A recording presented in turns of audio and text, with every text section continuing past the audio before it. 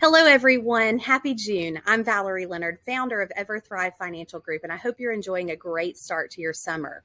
What we're going to be talking about today are the potholes and the bumps that are on this bumpy road that we are all on right now, and also what you need to know in preparation for the rocky road ahead.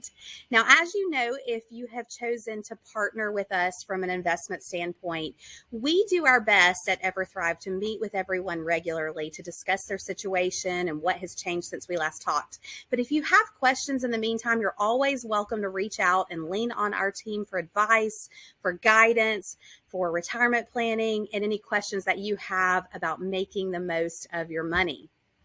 So the question on everyone's mind today is whether or not this rocky road is the flavor of the summer. And we can tell you that we're not expecting plain vanilla markets, and probabilities are definitely rising when it comes to the fact that the road is likely going to remain rocky for the remainder of the year.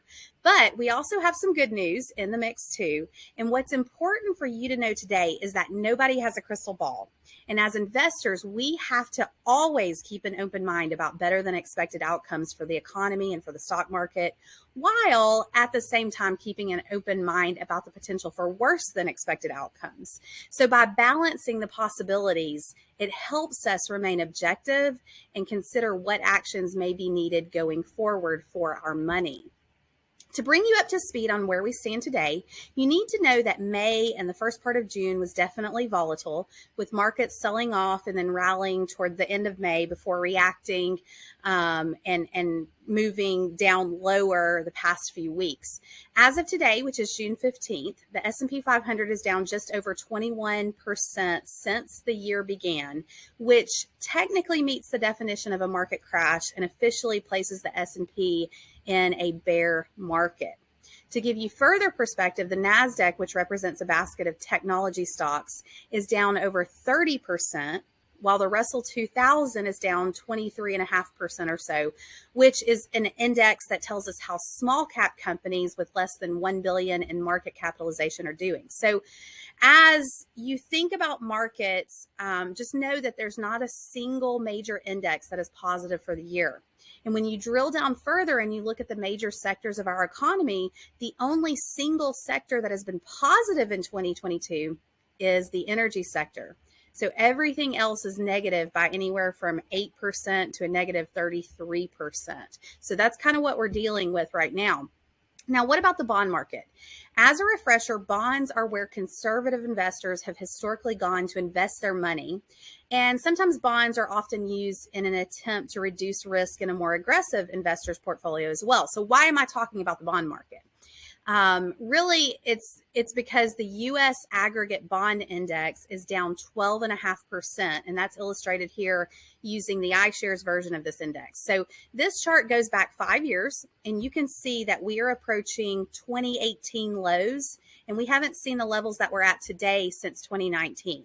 So this matters because it's rare to see negative returns in bonds, especially when the stock market is down. We've basically seen an avalanche in bonds the past few months. And as I've mentioned in prior videos, we need to see the bond market stabilize before we can see the stock market stabilize. So what difference does this make for your money specifically? Okay, it's hot outside and I'm hungry, so I'm going to use an ice cream analogy for you. We think of this bowl of ice cream as a dessert, right? But each scoop has a different flavor. And since every asset class and sector tends to perform differently given various market and economic conditions, this is why we're taught to diversify our investments and allocate assets across asset classes according to the amount of risk that each investor is comfortable with. So in other words, we invest in different flavors of the market. And for example, in the month of May, fixed income markets experienced moderate gains during the month. So we're talking about the bond market again here.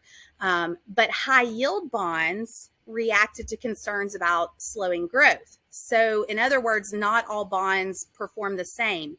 And while we may have some idea as to what types of investments may perform better than others in various conditions, we don't know with 100% certainty, and it's impossible for investors to be right all the time. Even the best, most sophisticated investors get it wrong sometimes.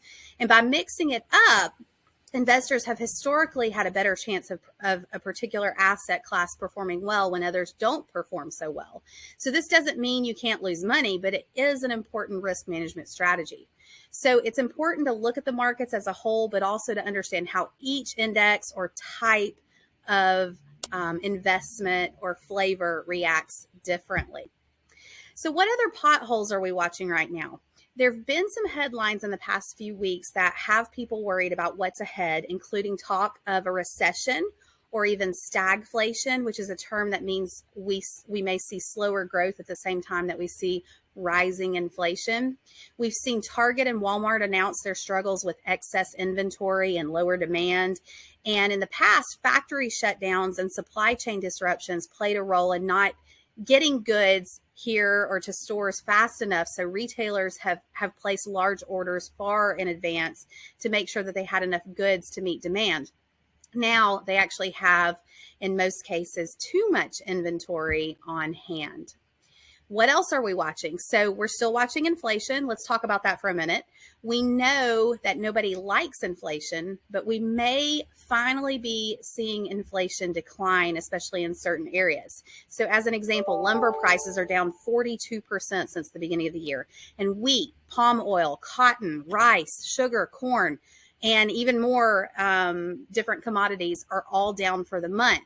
So the Federal Reserve raised rates in May, and then today they announced their biggest rate increase since 1994, along with their goal of raising rates to 3.8% by the end of next year. That was a pretty aggressive stance, but they're doing this to help combat rising prices. We're continuing to watch Ukraine because the ongoing war is still affecting the global supply chain, trade, the price of oil. This is probably not news to you. And on a good note, we're watching consumer spending because retail sales have remained strong. There have been 16 consecutive months with strong job growth, and Americans are continuing to remain confident about the future. Personal savings rates are still positive, although they're down from the past couple of years. But this does show that consumers are still in a good place and are able to save. Also, some of the headlines are making people think twice about risk management. Large banks have announced efforts to prepare for a recession or for continued volatility even. That's a good thing because it means that they're planning ahead. They're putting plans in place to mitigate risk. We recommend the same approach to our clients and to investors, and make sure you have a long-term plan and understand your risk tolerance. If the markets are keeping you awake at night, consider adjusting your focus away from your actual account balance and towards answering the question, will my money be there when I need it? I found that that's the real question most Americans are concerned about. And this question actually can easily be answered through financial planning and analysis and going through the process of doing a retirement plan, which our team can help you with. Another great rule of thumb when it comes to investing is to make sure you don't make decisions based on headlines. This is one way people can lose money, by making investment decisions as an emotional response or without all the facts. This month especially, I've seen more misinformation about markets than I've seen in a really long time. So instead of letting your emotions get in the way, it's always wise to speak with a financial advisor and understand your full financial picture. Again, answer that question, will my money be there when I need it down the road, instead of focusing on the short-term fluctuations in your account value. And maybe you're nervous about your money and how much further this market may fall. You've heard it before, I'm sure. The only people that get hurt on a roller coaster are the ones who jump off. But where is a good, safe place to exit if you're adamant on getting off the roller coaster? We know you don't unbuckle while the ride is moving, right? And even when you're first getting started, you don't want to unbuckle. The only safe place to exit is when the ride comes to a complete stop before you're given a chance to go around the track a second time. So you've made a commitment to get on this ride at this point. So it's generally best to ride the bumps out, wait for the market to calm down before you react. And in the meantime, hold on tight, talk to a qualified investor, not the thrill seeker that's sitting next to you on the roller coaster, but talk to a qualified investor about your concerns so you can better understand what kinds of twists and turns you can expect potentially on the road ahead.